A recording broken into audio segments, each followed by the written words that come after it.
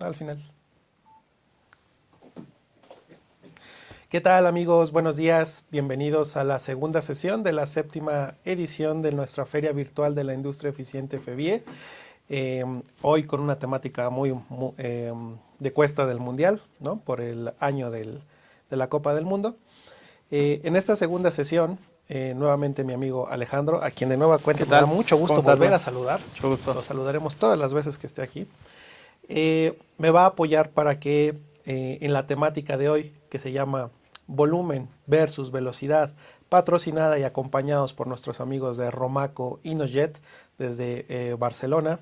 Eh, si ya me están escuchando, nos va a acompañar nuestro amigo Joan Marc Durán. Si ahorita no está ahí, bueno, ya se presentará más adelante. Y bueno, después de haber tenido una buena sesión de inicio, un arranque bastante divertido, bastante dinámico y con muchas payasadas, toca la hora de ponernos pues un poquito más serios con estas dinámicas, ¿no? En esta ocasión, Alejandro y yo vamos a tratar de transmitirles con base en experiencias pasadas, los cuentos oscuros de la industria farmacéutica, vamos a decirlo así, algunas de las problemáticas y algunos de los aspectos que consideramos muy importantes hoy en día que tienen que ver cómo dentro del campo de la granulación vía húmeda podemos observar una manera de hacer más eficiente el proceso que ya es tradicional. Es decir, no tratamos de reinventar una granulación vía húmeda, sino que abordaremos en qué aspectos podemos encontrar oportunidades de mejorar de manera que transformemos por completo el panorama y la visión que tenemos. Alejandro, me gustaría preguntarte, bueno, empezar preguntándote, sabemos que tú anteriormente dentro de Rush te dedicabas a estar en campo como Así es. técnico, ingeniero de aplicaciones, resolviendo muchos temas y creo recordar que tu principal experiencia ha sido precisamente con el tema de la granulación. Así es, Rubén. Me ha tocado instalar varios equipos, varias líneas de granulación de vía húmeda y podemos platicar bastante extenso del tema. Muy bien. Entonces, fíjate Alejandro que en esa línea siempre me pregunto y me digo a mí mismo, ¿por qué la gente tiene todavía tanto miedo de cuando tú hablas de un proyecto de granulación vía húmeda? Lo primero que se viene a su cabeza es una enorme instalación con un chorro de mangueras, con un chorro de complejidades estructurales, el tema de, híjole, es que, ¿cómo vamos a hacer para operar este monstruo, no? Claro. Entonces, empezando por ahí, ¿cuál ha sido, por ejemplo, tu experiencia en el sentido de dimensionar el tamaño que se requiere, por ejemplo, en un área para instalar una línea de granulación? Obviamente sabemos que depende mucho de la capacidad y todo, pero en lo general, ¿qué complejidad es la que gira en torno a este tipo de sistemas? Sí, justamente sin meternos todavía a la parte de proceso, te puedo decir cómo comienza, ¿no? El proyecto, básicamente desde que llegan los equipos a su planta, toda la ingeniería que conlleva, ¿no?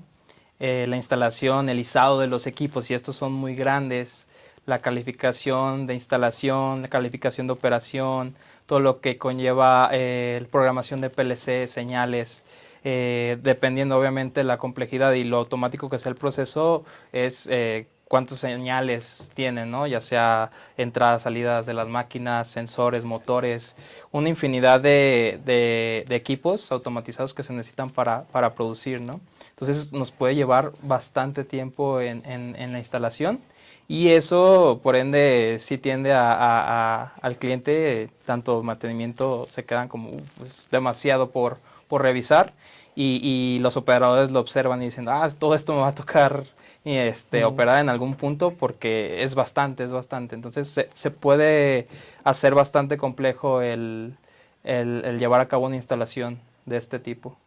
Claro, y fíjate que también o sea, me acuerdo, ¿no? Ya llevamos más de 12 años en esto, entonces nos ha tocado ver de todo, ¿no? Lo bonito, lo no tan bonito y lo mejor no te cuento. Hay ocasiones en las que nos hemos enfrentado a escenarios en los que dicen, a mí me gustaría incrementar mi capacidad de granulación en la planta, ¿no? Excelente. Vamos a partir del hecho de que pues, tú ya tienes un sistema de granulación, ¿no? En Sí. algún lugar de esa planta. El problema es cuando llegamos a la primera pregunta de, bueno, ¿dónde está ese sistema de granulación ahorita instalado? ¿No? Acá te dicen, claro, ven conmigo. Entras, empiezas a caminar, llegas, un cuarto enorme de, ¿qué te gusta? Unos 50 metros cuadrados aproximadamente, pues justo localizado en el centro de la trinche triste planta, ¿no? Sí, claro. Rodeado de todos los demás Procesos consiguientes, ¿no? sí. Y entonces te preguntan, ¿cómo podremos meter una línea más grande aquí para sacar el doble de kilos con cada lote? ¿No? Ese tema, ¿qué opinas? Muy retador. Yo lo primero que vería es, ¿hay la posibilidad de ampliarse? Nos van a dar esa posibilidad de poder hablar a Rush Arquitectura, por ejemplo, para hacerle un rediseño del espacio, porque hay veces que no es posible y hay que adaptarse a los espacios que hay, ¿no? Y eso nos puede dar un poco de grado de dificultad o complejidad al proyecto. Entonces, es muy común que líneas viejas estén en medio porque se han ido expandiendo a tal manera de que las máquinas ya no es un proceso continuo desde tal vez del tamizado, sigue ya la granulación, nos vamos tal vez al compactado. No, todo está en medio o por ningún lado por conforme ha crecido la planta. Entonces, es un poco complejo eso. Sí, es un desafío bastante importante y bueno, una de las cosas que muchas veces este tipo de proyectos no nacen con esa torta bajo el brazo de decir, híjole, pues cómo lo metemos, ¿no? Incluso, bueno, como saben, un sistema de granulación, pues no es precisamente una inversión que se dé cada año, ¿verdad? O sea, lo que te cuesta una línea completa, ahí es que no lo traemos. Sí, Ya lo dijimos. No sé si de ahí, pero yo traía 2,5 en la sesión pasada, el que no asistió, pues... Ya no se enteró, pero bueno, Alejandro trae 2,5 millones de euros en el bolsillo que quién sabe dónde se robó, pero no importa. Híjole, ya nos ventoneaste. En cuanto al tamaño y bueno, a lo que se requiere para hacer una instalación de una línea de granulación, bueno, sabemos que es un desafío muy importante. Esto principalmente asociado al tema de que la capacidad productiva de una línea de granulación hoy en día o tradicionalmente la seguimos ponderando en función del volumen. El volumen que yo puedo procesar en cada una de las cargas. ¿Estamos de acuerdo? Exactamente. Pero rara vez nos hemos detenido a pensar si ese approach, esa filosofía, se pudiera transformar en algo más enfocado a cuántas cargas de menor tamaño y qué tan rápido pudiera yo fabricar esas cargas, de manera que con un equipo más pequeño, con una instalación volumétricamente más compacta, sea capaz de lograr el mismo objetivo, ¿no? Y es bueno que menciones esa parte porque dentro de lo que me ha tocado experimentar es que han querido utilizar lotes de desarrollo, que por lo regular son muy pequeños, de muy pocos kilos, en equipos que te manejan una cantidad muy grande. Entonces, obviamente ese proceso no les va a salir bien porque no está el equipo diseñado para lotes tan pequeños. Claro, y esa es una limitante intrínseca de los procesos de granulación vía húmeda tradicionales. Todos los equipos trabajan dentro de cierto rango operativo, ¿no? Normalmente decimos en el alto corte que nos gusta un 30-35%, hasta máximo un 75%. Algunos fabricantes hablan de hasta el 80%. Sí. Al final nos encontramos dentro de ese rango, ¿no? Y un lecho fluido que debe darte pues básicamente la misma batalla, ¿no? El lecho fluido por excelencia permite trabajar rangos un poco más abiertos que van desde el 10% hasta en algunos casos el 90%, ¿no? Bien trabajados. Pero bueno, al final del día seguimos dejando un poquito, te digo, de lado esta forma de pensar de bueno, y con algo más chico no podrá hacerse más rápido. O sea, no habrá esa manera. ¿Tú qué opinas? Es posible, yo lo veo viable. A veces los equipos son muy sobrados a lo que necesitan. Los lotes, no sé, un equipo de una capacidad de 600 litros, están utilizando nada más 100 de esos. Entonces sacan 1 o 2 lotes por día, se puede decir, contando hasta 2 o 3 turnos, dependiendo, porque hay que hacerles limpiezas y nos podemos meter todo el proceso que conlleva, ¿no? No solo granular, pero hay que ver cómo granular. Hay una parte que tú puedes meter el proceso en un tazón de alto corte y cómo verifica que esté bien granulado. Puedes decir, ya tengo muy dominado ese proceso y ya sé que mi gránulo va a ser de una buena calidad. Pero ¿qué pasa cuando estás desarrollando un nuevo producto? ¿Cuánto tiempo te va a llevar el poder llegar al tamaño de partícula que necesitas, ¿no? Claro. Pero eso pues, lo haces con la prueba del churro, ¿no? Todos se acuerdan de la prueba del churro, ¿no? ¿Cómo le hacemos los farmacéuticos tradicionalistas? En Guadalajara a mí me enseñaron, yo soy ingeniero mecánico, entonces yo no sabía esa prueba hasta que me dijeron que ya la llamamos la prueba del virote, aquí yo creo que será la del bolillo. ¿Y en qué consiste esa prueba? Tú me dirás, tú eres químico y me podrás corregir si estoy equivocado. Tomas, bueno, para empezar, en el tazón no tenemos de producción del alto corte, no tenemos una mirilla, ¿no? Como vayamos a poder verificar si el gránulo es de buena calidad o no.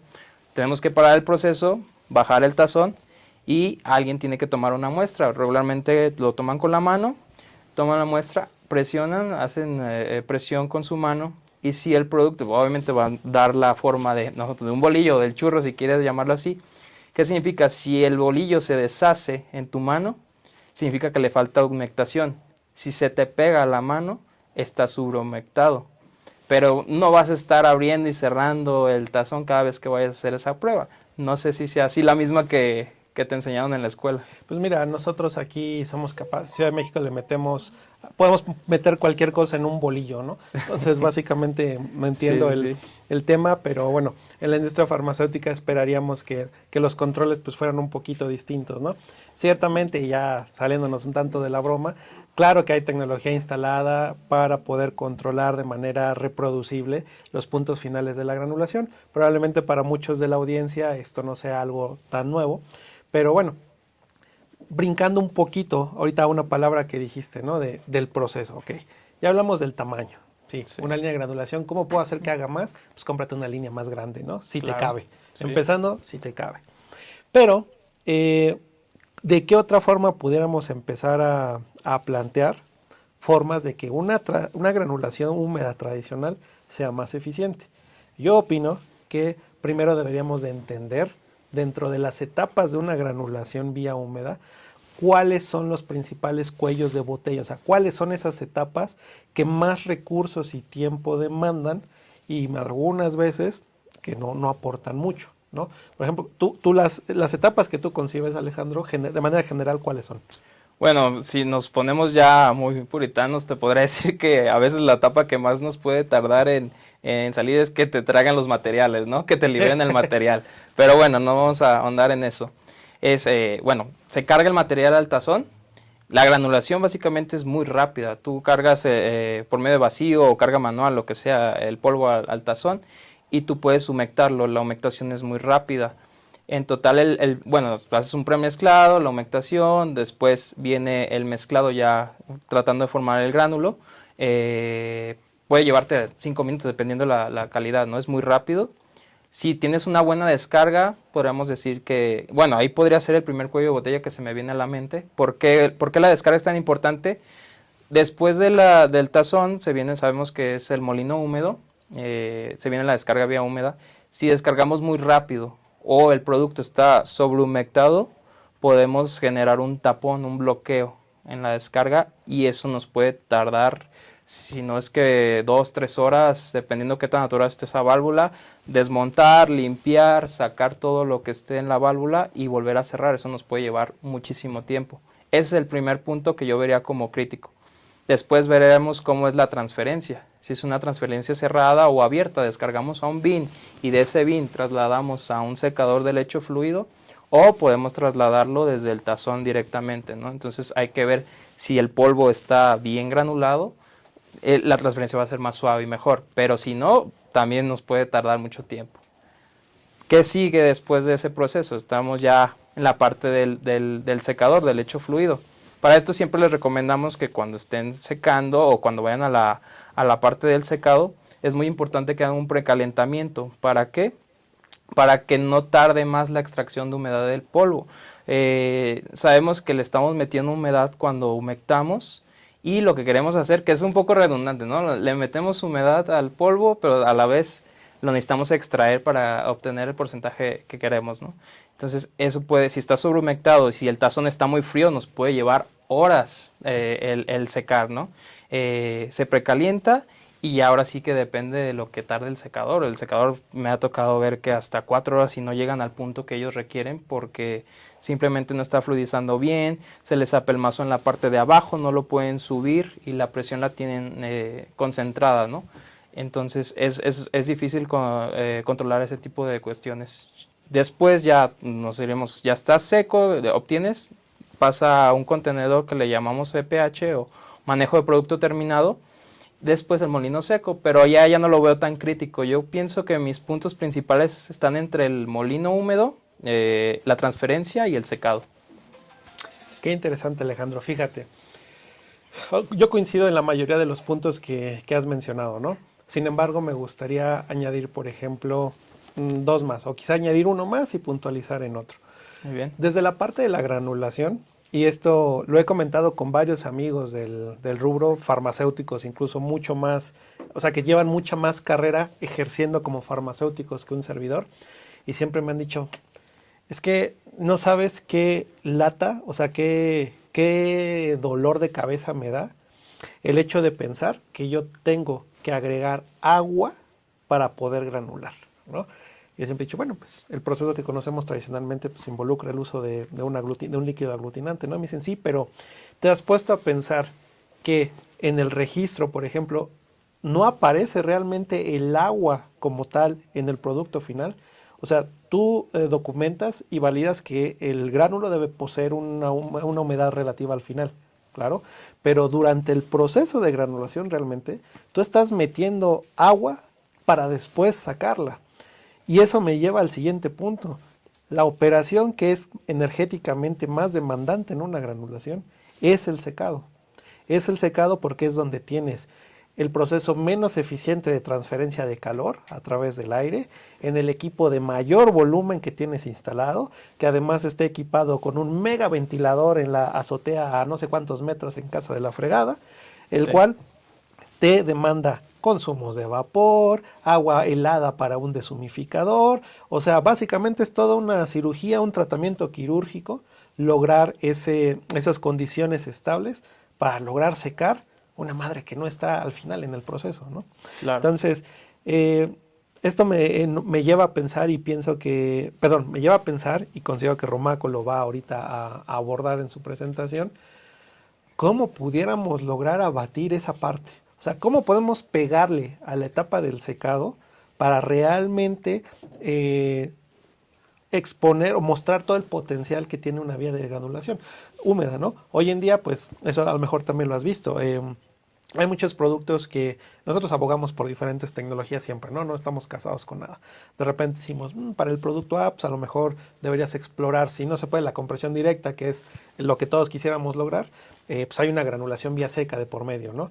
No, pero por la fórmula es muy difícil lograr compactabilidad, ¿no? Entonces necesito hacer algo más. Bueno, ahí entra la vía húmeda. Al final tienes todas las posibilidades en una vía húmeda de lograr hacer una granulación, salvo que el producto sea sensible a la humedad, a la temperatura, entonces si ya te fregaste porque pues, no va a poder entrar por ahí aunque quieras, ¿no? Exactamente. Entonces, estos puntos, amigos que nos están escuchando, esperamos que sean como congruentes para ustedes y que se entienda que la granulación como tal quizá no requiere de una reinvención, pero sí es importante que ustedes consideren que hay algunos puntos muy específicos que se podrían mejorar para sacarle más provecho. Uno que me faltó mencionar ahorita, Alejandro, y me gustaría que igual me dieras tu opinión, tiene que ver con el tema de la granulación misma, ¿no? Sí. Muchas veces, o yo me acuerdo de los libros de la prehistoria que yo leí, pónganme ahí el meme del Jurassic Park detrás cuando digo esto, que básicamente la granulación, la idea, o sea, el principio era una metodología mecánica para lograr la formación del gránulo, ayudado por un líquido aglutinante, ¿no? Que te forma estos puentes moleculares, interacciones superficiales, etc., para formar ese gránulo. Pero en el tiempo, como te dije, nos hemos ido perdiendo y decían, pues es que mientras más agua le metas, pues mejor granula, ¿no? Y dices, Y más rápido, chispitufos. creyendo Sí, que es más sí, rápido. no, si le meto más litros de agua, pues voy a granular en chinga, pero voy a secar en mucho En tiempo, horas, ¿no? sí.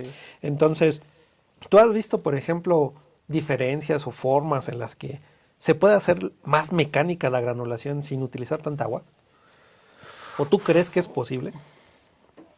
Pienso que es posible, sí, pero en general no me ha tocado ver algo así. La mayoría de los casos que he tenido siempre han sido por este medio que ya lo hemos platicado. Te repito, como no soy químico, no te podría decir como, sí, descubrir el hilo negro, ¿no? De cómo podríamos granular sin inyectar tanta agua. Lo único que se me ocurre es mejor los productos con base solvente, alcohol, que el alcohol volatiza más rápido, quiero creer que se seca más rápido, ya tú me dirás si es por ahí o qué tienes en mente. Claro que es una opción, pero bueno, también está ahora los retos ambientales, ¿no? Digo, También. México Y no, los riesgos. Los riesgos, o sea, México no es pionero, sin agraviar a nadie de los presentes, pero México no es pionero por temas de sustentabilidad ni de seguridad de las instalaciones. O sea, hoy en día me recuerdo que hay un gran número de instalaciones, de líneas de granulación que hemos visto, que ya por la edad carecen de los elementos de seguridad suficientes y realmente no veo mucho interés de los propietarios de esto para cambiarlo, ¿no? O sea, quiero llegar al punto del taxista, típico taxista mexicano, ¿no? O sea, Sí. si no sirven los seguros de la puerta, pues le pone un gancho doblado y crea Vámonos, un seguro, ¿no? claro. Entonces, pues ya cumple la función, ya puedo trabar el seguro para que no me chinguen el taxi. Claro. Pues es algo similar aquí con el tema de la granulación, ¿no? A mí se me ocurre, perdón que te interrumpa, tal vez en equipos tan grandes que tienes lotes que a lo mejor es el 30% de la capacidad del equipo, obviamente nos va a tomar mucho tiempo porque ¿cómo funciona el secado? Es transferencia de calor, ¿no? Todo entra a un tazón que está a temperatura ambiente y lo quieres calentar, va a tomar un tiempo. Si está muy grande ese tazón o ese contenedor, le va a tomar mucho, ¿no? Entonces yo pensaría en reducir ese espacio, optimizar el espacio en un equipo mucho más pequeño, concentrarlo el polvo donde debe fluidizar, donde debe secar y no trasladarlo al monstruo gigante creyendo que nos va a dar la capacidad cuando está sobrado, ¿no? Entonces, contener, se puede decir, contener un equipo más pequeño pero más útil, claro. Podría ser una opción. Y eso es un desafío interesante para los fabricantes, ¿no? Porque, bueno, en general, cuando te metes a Google y pones preguntas, ¿no? Líneas de granulación, pues te salen un buen de imágenes, o sea, puedes ver un buen de fotografías, videos de líneas de granulación diseñadas hasta, bueno, en cualquier lado del planeta, ¿no? Hasta en Guinea Ecuatorial ya hay un fabricante de líneas de granulación, ¿no? Pero bueno, el mensaje hasta ahorita entonces, si te he entendido bien, es, ¿concuerdas en que hay varias etapas del proceso que se pueden optimizar? De ¿no? acuerdo. O sea, que la mayoría hoy en día, pues a su manera mata las pulgas y el proceso funciona. No estamos diciendo que nadie de los que está aquí no sabe granular, ni nada, mucho menos. Sin embargo, pues hay formas, sí, exactamente, no nos vayan a... Me hacen así, si ya la regué, lo me funamos, cortan, nos dicen ¿no? en el chat.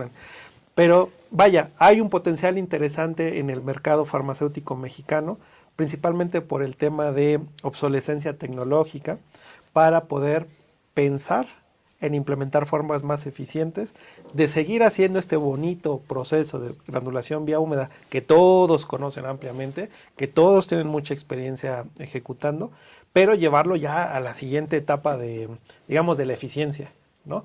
O sea, ya no verlo como tengo que hacer una granulación vía húmeda, no, o sea, ya vamos buscando cómo transformar nuestras expresiones, ¿no? No, perdón, y eso que no hemos hablado de la parte de limpieza, no tienes idea de lo que conlleva el limpiar un equipo de ese tamaño, ¿no? Porque si bien muchos tienen un sistema WIP o Wash in Place como le llaman, sabemos que hay zonas que definitivamente el lavado no alcanza y el operador tiene que meterle el cepillito, la escoba ahí para alcanzar, hacer sus pruebas con riboflavina, para confirmar que calidad te libere.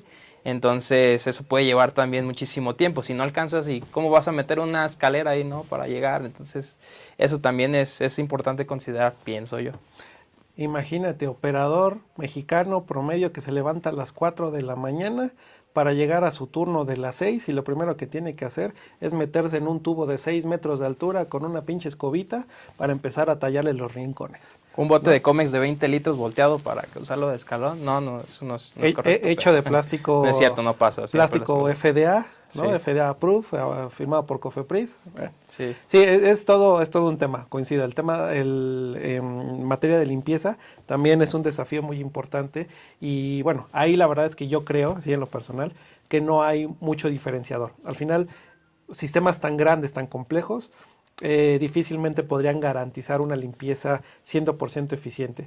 ¿En qué sentido? De que sea totalmente automática, que sea validable y que prácticamente pues este amigo del que hablamos no tenga que meterse al tubo del lecho para poder tallar superficies, ¿no? Exactamente. Ese es un tema.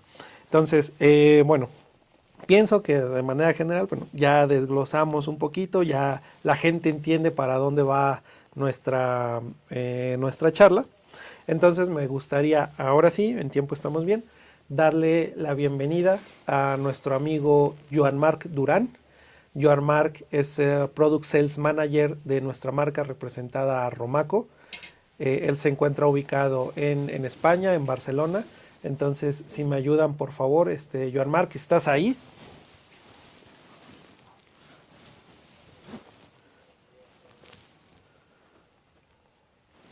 Te escuchamos, Joan Marc. Bueno, para ti ya son que las Tardes. la 7 de tarde, la tarde, 7 de la tarde. 7 de la tarde, los niños ya salieron del colegio, tú ya estás en casa, entonces tienes tiempo para Sí, nosotros.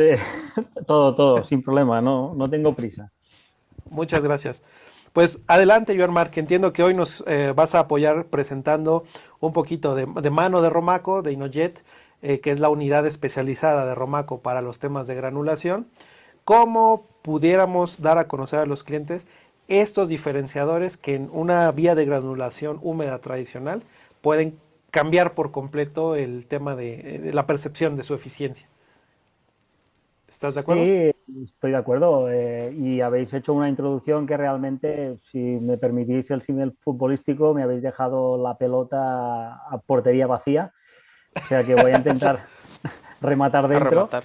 Eh, entonces, no sé si vamos a ejecutar una presentación, la ejecuto yo, la ejecutáis vosotros Tú o... ayúdanos por favor a ejecutarla para que sea más, sí, ¿no? Para que sea más fácil. Claro. Tú marcas tu tiempo, tus cambios y cualquier tema que tengas, nos dices, ¿no? Para toda nuestra audiencia se les invita a que en el chat vayan dejando sus preguntas desde un inicio para que no nos agarren las prisas después y conforme vayamos avanzando igual las respondemos o al final, ¿no? Pero por favor, participen porque estos eventos son precisamente un espacio para ustedes, para que se enriquezcan y la única manera en la que lo vamos a lograr es, pues si nos dicen cuáles son esas preguntas, ¿no? Claro. Pues como bien has introducido por tu parte, venimos de parte del grupo Romaco, venimos trabajando con Rush desde hace muchos años y yo vengo en especial de la división de Inojet, que es la encargada de hacer sistemas de granulación. Entonces, nada, una pincelada muy rápida de Romaco, las 5 fábricas que tenemos en Europa, donde fabricamos diferentes maquinarias dentro del mundo farmacéutico. En especial, granulación está ubicado en Alemania, aunque yo me encuentro en Barcelona. Y sí recalcar que desde Rush seguramente van haciendo hincapié en esto. Cada una de las divisiones de Romaco conlleva con él un laboratorio específico para dar soporte tecnológico y de transferencia tecnológica a nuestros equipos para procesos actuales que tengáis en vuestras plantas. Ese es un elemento que quería destacar y a partir de aquí vamos a empezar a hablar un poco más en detalle de esos puntos que habéis comentado vosotros, de cuáles son los elementos que podemos mejorar a nivel de tiempos, que es donde nos vamos a centrar hoy a nivel equipos, para reducir tiempos de proceso en la granulación. Entonces, si partimos de la base de los equipos de granulación y los múltiples tamaños que hay, que como habéis comentado, pues depende del fabricante, va desde los 25, del 25% hasta el 80% o del 30 hasta el 80%, dependerá de cada uno de los equipos fabricados. Hablaremos muy en específico de esas líneas de granulación, que haremos una pequeña introducción a nivel visual para que todos tengamos, ya sabemos que estáis metidos en el mundillo, pero para que tengamos una idea muy definida de cómo es una línea de granulación, que bien han hablado el compañero Rubén, de que generalmente son instalaciones o aparentemente instalaciones bastante monstruosas, con muchas mangueras, muchos tubos, pero al final, con una instalación in-wall y los equipos y las líneas de granulación conectados, como el que podemos ver en el vídeo que se está ejecutando, se convierten en instalaciones un poquito más compactas que no tienen tanta dificultad de operativa. Entonces, sabemos los puntos clave que hemos hablado, que tenemos el equipo de granulación, tenemos la parte del molino de húmedos, tenemos la parte de transferencia, el lecho fluido y el molino de secos. Ahora estamos viendo en pantalla reflejando lo que sería la carga molino de húmedos y molino de secos.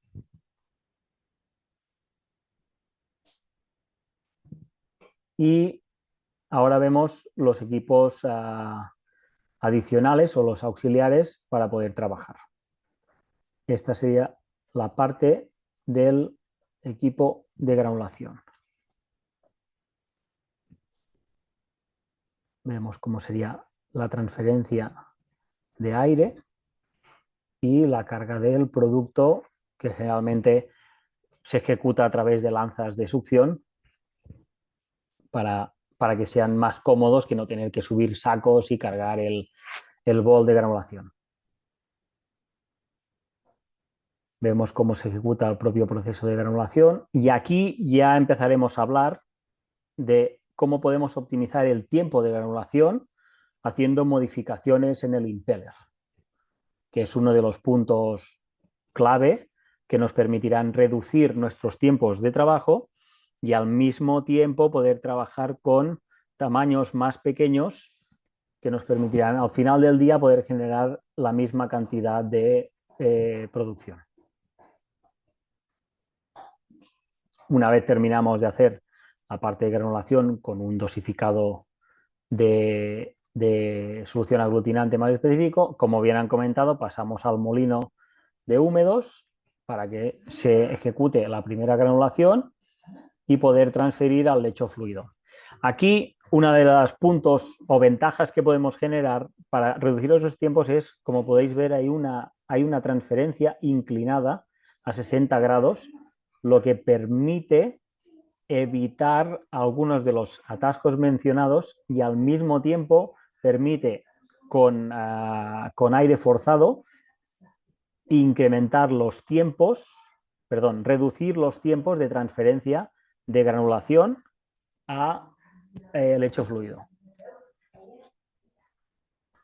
A partir de aquí, como bien han comentado, empezamos a precalentar el lecho fluido y aquí es donde hablaremos, siendo el elemento clave, y hablaremos de dos tecnologías muy específicas, que es el Orbiter, que es lo que estáis viendo en pantalla, el sistema de distribución de aire a través de platos, y hablaremos del SEPAJET como el sistema de filtrado en continuo, que lo que nos va a permitir es conseguir unos ahorros de tiempo muy importantes debido a que generaremos un proceso de secado muy homogéneo y muy eficiente. A partir de aquí incluiremos el tercer elemento en caso de hacer algún tipo de recubrimiento dentro del lecho fluido, que sería el rotojet, un sistema que nos permitiría igualmente poder hacer el recubrimiento de una manera muy eficiente. Y finalmente, bueno, ahora en el vídeo estamos viendo la parte del filtrado con SEPAJET. Este vídeo es para tener un poco una idea general de lo que vamos a hablar un poquito más en detalle. Este es el sistema SEPAJET, que es un sistema de soplado de filtros en continuo, lo que nos permite evitar obturación, por lo tanto reducimos procesos, no generamos cambios de temperatura, como veremos un poco más adelante, y finalmente hacemos la transferencia, lo que nosotros le llamamos un rapid batch, que es transferir todo el producto del lecho fluido a una tolva para luego poder pasar a través del molino de secos. Eso lo que nos permitirá y nos dará dos ventajas es poder trabajar en modo campaña, que es mientras yo estoy granulando en la primera estación, puedo estar secando en la segunda y puedo estar calibrando en el molino de secos y hacer ese proceso en continuo. Y al mismo tiempo me permite mantener los grados de humedad específica que necesito durante la fase de calibración en seco. Y finalmente, lo que bien han comentado, pues un sistema WIP de wash in place completo para poder realmente lavar de la manera más eficiente posible el equipo y luego utilizar los equipos de manejo de aire para secar. Vale. Ya entrando en más detalle, vamos a ver esos puntos específicos que hemos comentado antes y que creemos que son más importantes dentro del equipo, y ahí tenemos la zona de granulación, la descarga, el lecho fluido y el Rapid Batch Hopper como elementos. Estaríamos hablando del punto 4, el punto 3 y el punto 2.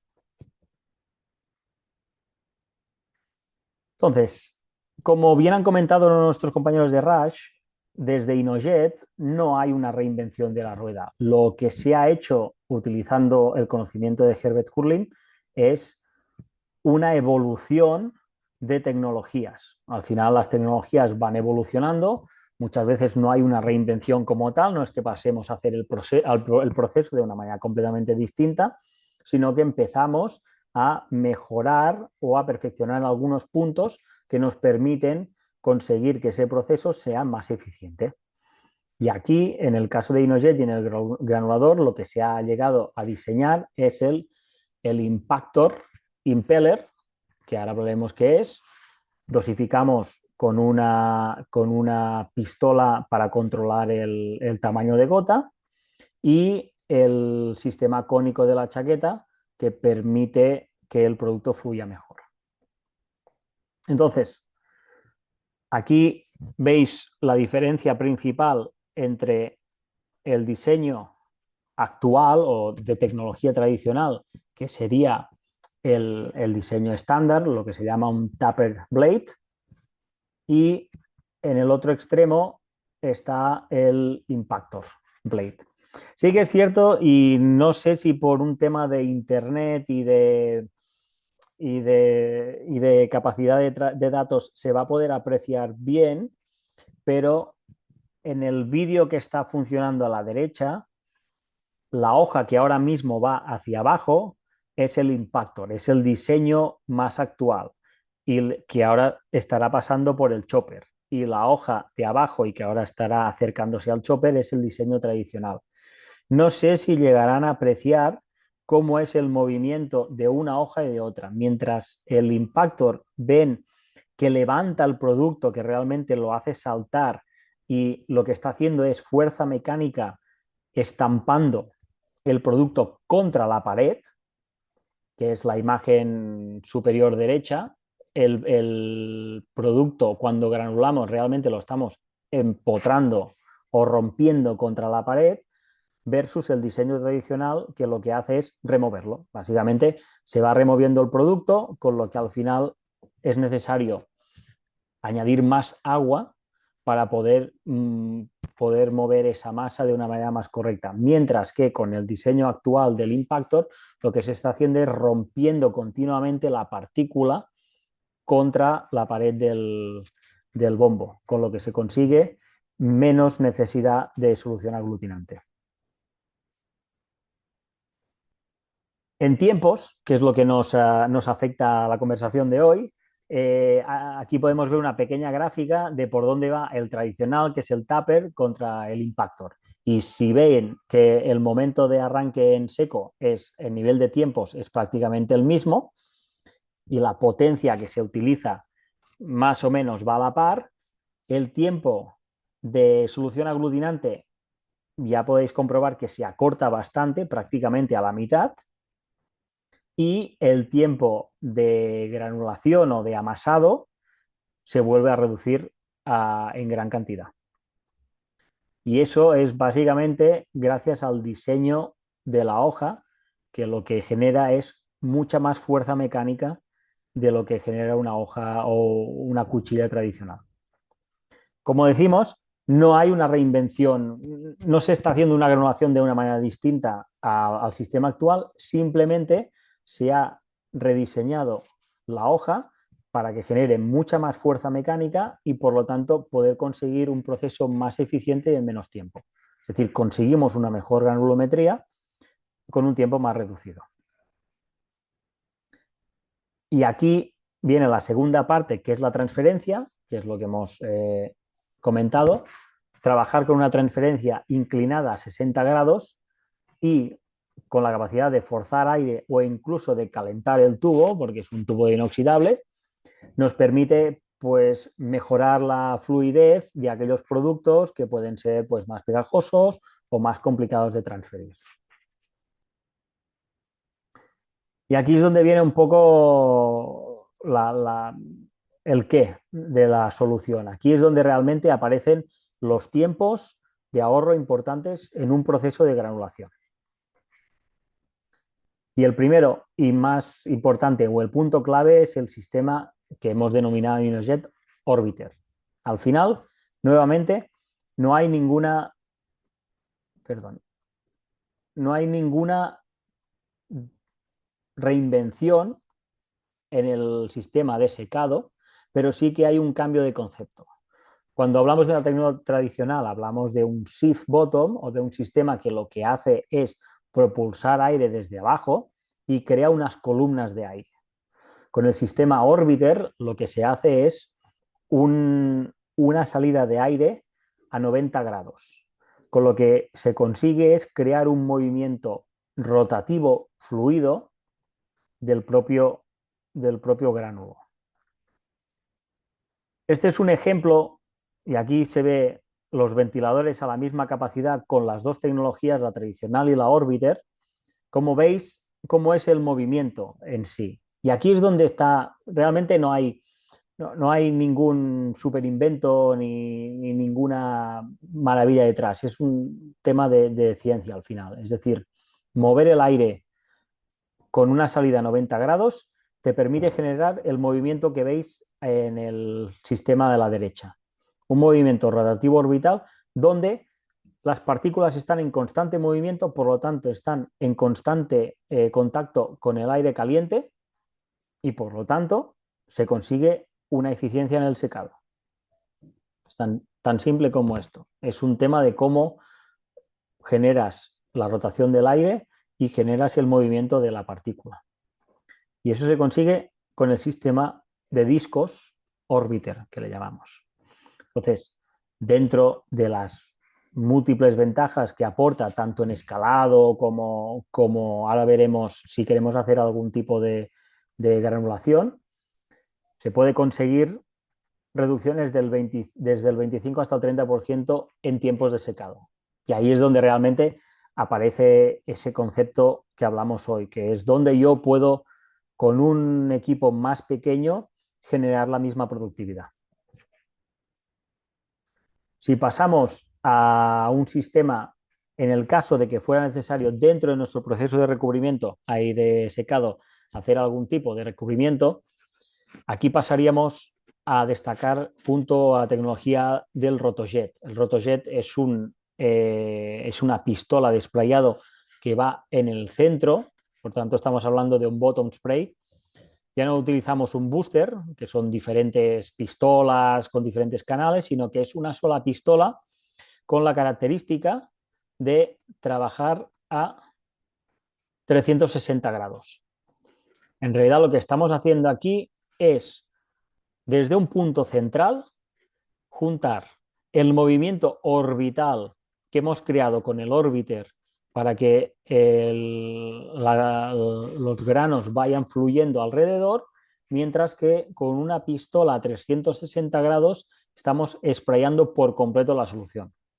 Nuevamente, sin ser un concepto fuera de lugar, lo que generamos es una eficiencia en el recubrimiento. Ya estamos sprayando de manera controlada el centro de la base. Aquí podéis ver cómo es como es ese sprayado 360 y al final es una pistola especialmente diseñada por nosotros que permite realizar esa ejecución.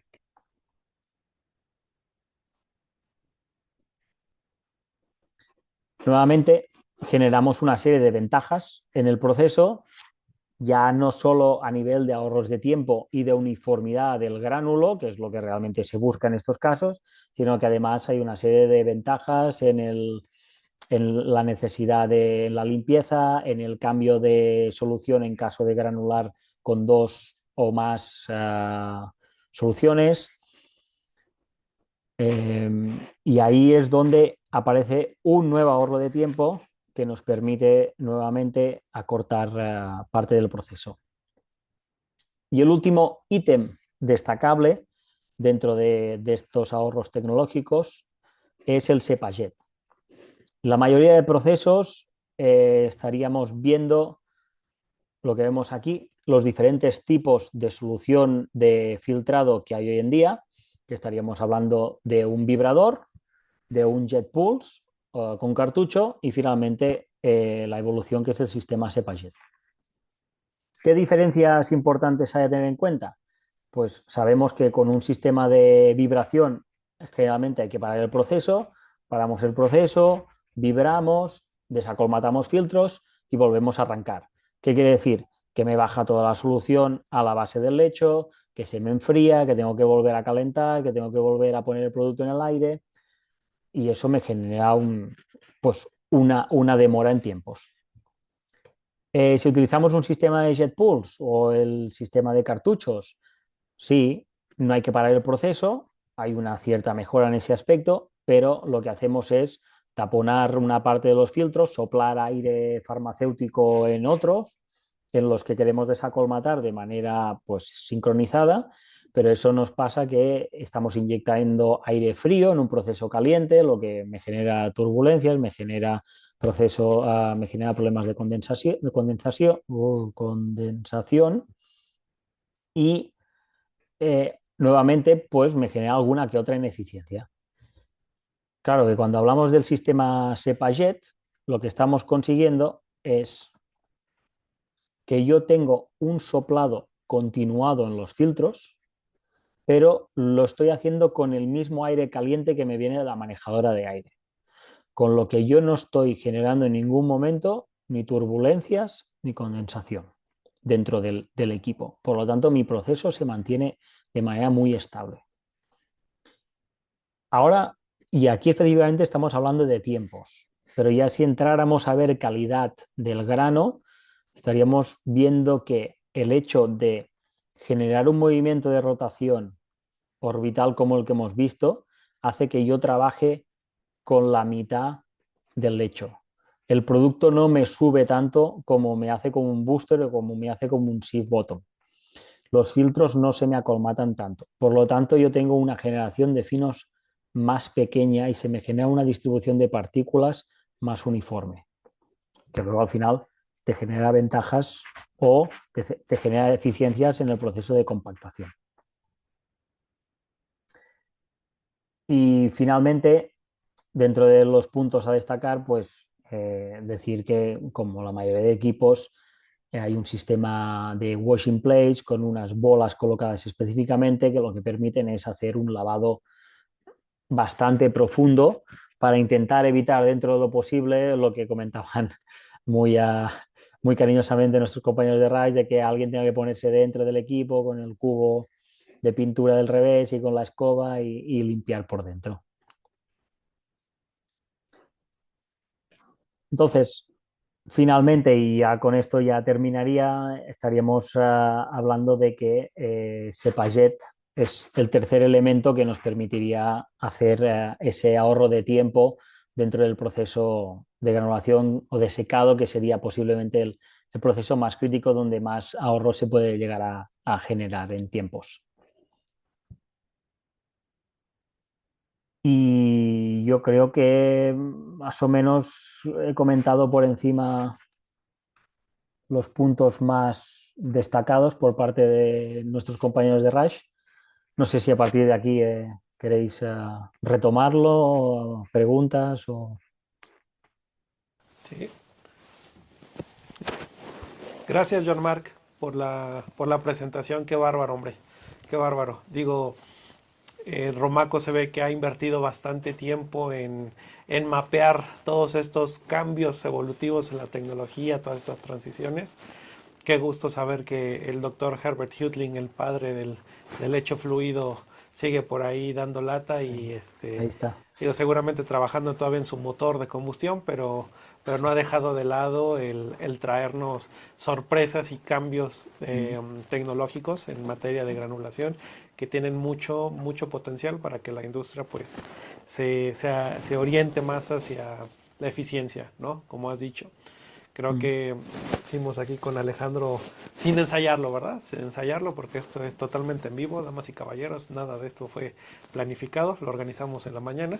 Este, abordamos ciertas temáticas, ciertos puntos y gratamente vemos que con ayuda de John Mark hay congruencia, ¿no? Hay congruencia. Ahora sabemos y esperamos que ustedes perciban que existe esa manera de migrar quizá de una tecnología existente con pues ciertos, vamos a decir, callitos ahí que se pueden... Ciertas adaptaciones o adecuaciones.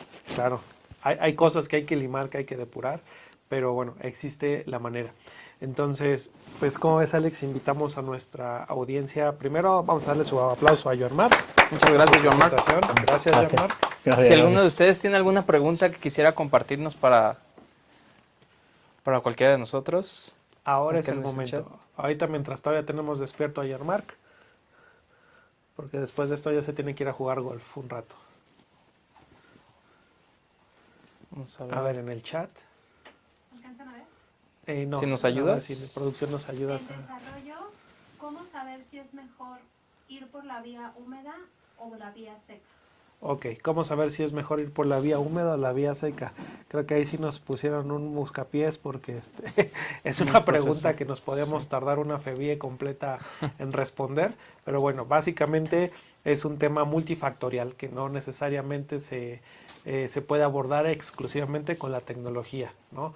Hay muchas propiedades intrínsecas de los materiales, de la formulación, el tipo de formulación, si está encaminado a una liberación inmediata, si es una liberación modificada, cuál va a ser la forma farmacéutica final, pudiera ser el propio gránulo recubierto, podría ser un comprimido recubierto, entonces realmente es algo que requiere de un análisis bastante extenso.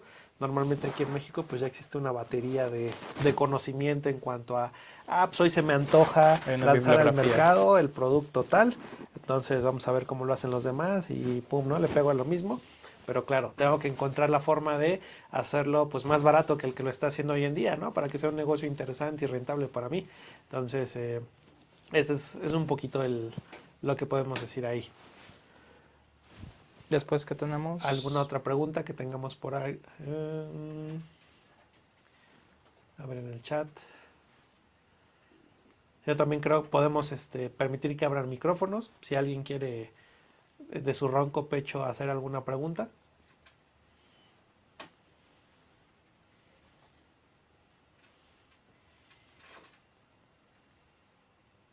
A ver, por aquí. ¿La tecnología mostrada está validada en algún proceso?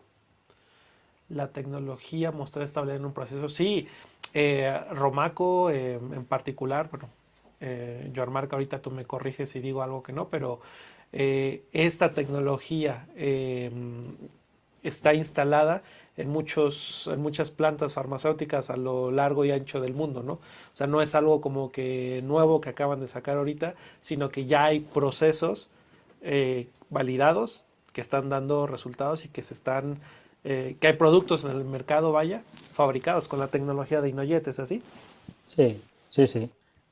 Y al final, si me permites vincularlo un poco con que veo otra pregunta que pones, si se puede ir adaptando mi línea con tecnología de Romaco, al final es un concepto de transferencia tecnológica, o sea, se puede coger cualquier proceso y se puede transportar. Evidentemente, para eso, como he comentado al principio, tenemos una serie de expertos y en Inojet hay un laboratorio dedicado a hacer y dar este tipo de soportes, como transferir de una línea tradicional, ya sea de tecnologías existentes, no voy a mencionar marcas ahora, pero cómo extrapolar todos esos parámetros que se están utilizando en equipos de granulación tradicional, transferirlos a una tecnología de Inojet o de Orbiter en este caso, o Ventilus, perdón, que es la marca registrada, para poder trabajar directamente en esos equipos. Ok, gracias, Jean-Marc. Siguiente. Siguiente pregunta. ¿Manejan algún sistema de aspersión de la solución para granulación que sea compatible o adaptable a mezcladores planetarios tipo Colette para granulación vía húmeda? Ok. Esa última pregunta es muy, muy específica. Normalmente, la recomendación siempre es, si yo ya tengo una marca, un fabricante de un sistema de granulación completo, en teoría todos ellos tienen su expertise y cuentan con este tipo de dispositivos para garantizar que durante la aspersión se logra de manera eficiente, ¿no? Claro, existen líneas donde todavía usan la siempre confiable jarrita con solución aglutinante y la mano de Don Chucho, el operador de más de ojo de buen cubero. 70 años de experiencia que, bueno, va añadiendo, ¿no? Como tal, nosotros en experiencia nunca hemos suministrado un sistema de aspersión propio para instalarlo en otra tecnología, porque al final recuerden que también la manera o la eficiencia en cuanto a cómo logro la humectación durante la granulación tiene que ver con cómo está posicionado el sistema de aspersión dentro del alto corte.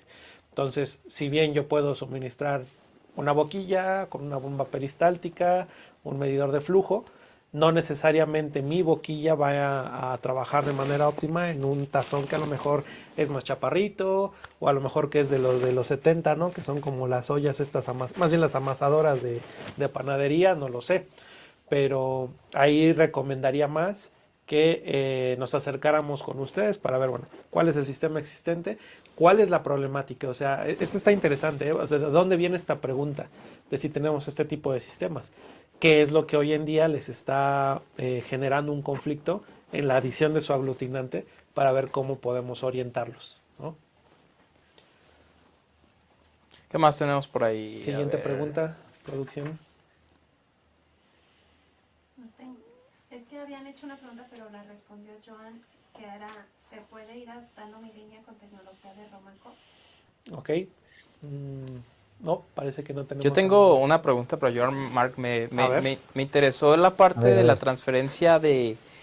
No te asustes, no pasa nada, solo eso es mera curiosidad porque la parte técnica me llama siempre, ¿no? Entonces, me interesó mucho cuando mencionaste de la transferencia del tazón al secador, ¿no? Cómo hay un ángulo específico para que le ayuda y ese ángulo o esa tubería es de acero inoxidable. Yo las que conozco regularmente es una manguera, ¿no? Recubierta o acerada, pero ¿qué provoca? ¿Cómo funciona? Además de la gravedad, ya no es por el misma transferencia o una recirculación de la unidad de manejo de aire. ¿Cómo le ayuda la transferencia al secado? Digamos que hay tres niveles. Por un lado, tú estás succionando desde el lecho fluido, que la manejadora ahí está haciendo la succión de aire dentro del lecho. Luego está digamos, el ayuda por aire, que es introducir a través del tubo aire forzado para que nos permita mover ese producto, empujarlo desde la zona de la granulación. Y un tercer punto que sería calentar el tubo para que esos productos más pegajosos no pasan esa pequeña fase de frío, sino que ya cuando entra en el tubo calentito, quieras o no, tienes mejor viscosidad y el producto puede correr mejor. Oh, ok, interesante. ¿Y en un lote promedio tienes medido el tiempo de cuánto aproximadamente nos toma transferir ese producto? Depende del lote, pero estaríamos manejándonos entre unos 3 y unos 5 minutos, Es dependiendo bastante de... rápido. 3 o 5 minutos, Sí, qué no. barbaridad. Digo, Es a ver, muy- alguien si nos quiere poner ahí en el chat, ¿Cuánto les toma transferir? ¿cuántos días se toman ustedes en transferir? Digo, nada más como para tener un punto de comparación, sería muy interesante. 2 preguntas. Gracias, Ok. Jean-Marc. Tenemos 2 preguntas más. Ajá. ¿Nos pueden hablar un poco de las desventajas de la tecnología mostrada, si es que existieran? Desventajas de la tecnología mostrada si es que existieran. A No ver, hay, no Jean-Marc, existe. No. este es para picarte. A Mm. ver, muéstranos Sí, no, con a ver, imparcialidad. si me permitís un poco de honestidad, sí que la inversión es un poquito más alta de lo que es tecnología estándar. Entonces, a nivel precio, pues quieras o no, siempre es un poquito más. Y a nivel desventajas, bueno, seguramente si buscáramos alguna encontraríamos, ¿eh? Pero así en los puntos principales no hay. O sea, digamos que hay una pequeña evolución en cada uno de los conceptos. Por supuesto, seguramente no nos hemos enfrentado a todos los procesos del mundo y seguro que en algún proceso muy específico generaríamos, pues que no tendríamos esos tiempos tan óptimos de los que estamos hablando, seguramente. O sea, Pero humildemente, no tiene No desventajas. tiene. es que o sea, quiero hablar también con honestidad. Todos los sistemas funcionan. O sea, aquí no estamos diciendo que la tecnología tradicional sea algo malo y que hay que destruir y no utilizar nunca más. Evidentemente, es un sistema que funciona. Aquí para nosotros, sí, desde Romaco y desde Rise, lo que se ofrece es soluciones realmente adaptadas al cliente. Porque hoy hemos presentado tecnología InnoJet, pero también tenemos tecnología tradicional que se Y puede qué bueno que lo adaptar. mencionas. Perdón, Sí, Jean-Marc, no, por adelante. interrumpirte, acerca de escuchar al cliente y lo que lo que necesita, ¿no? Es por eso la importancia de acercarnos a ellos y por eso tenemos una muy buena propuesta que quisieras compartirnos, Rubén, Sí, claro. de momento. Bueno, nosotros desde 2026 estamos transformando la manera en la que nos acercamos a nuestros clientes para asesorarlos eh, de manera más integral. Hemos desarrollado una metodología que está a disposición de todos nuestros clientes, conocida como el Plan Flexi Smart de Grupo Rush. Esta metodología tiene 2 variantes, pero al final el objetivo es el mismo, brindarle valor a nuestros clientes desde la etapa previo a la búsqueda de soluciones tecnológicas, puntualmente, para sus proyectos. El plan lo que les brinda a ustedes como resultado es que tengan un punto de partida mucho más neutral y mucho más focalizado para que los recursos que su compañía destina a gestionar un proyecto desde que nace estén bien dirigidos, ¿no? Evitar que estemos bailando entre encontrar opciones que van desde acá hasta acá, cuando la realidad de mi proyecto es que puede funcionar pues en este pequeño intervalo, ¿no? Ese es el valor. Las 2 vertientes, una es la versión premium y la otra que es la versión tradicional.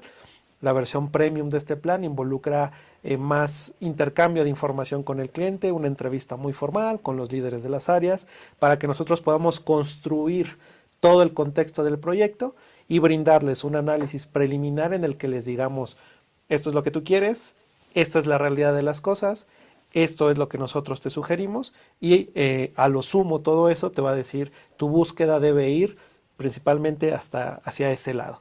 Y en caso de que nosotros como Rush de manera neutral podamos decir contamos o no con esa solución, al menos habremos dejado en manos de ustedes una herramienta que les va a ahorrar muchos problemas y mucho tiempo en la búsqueda.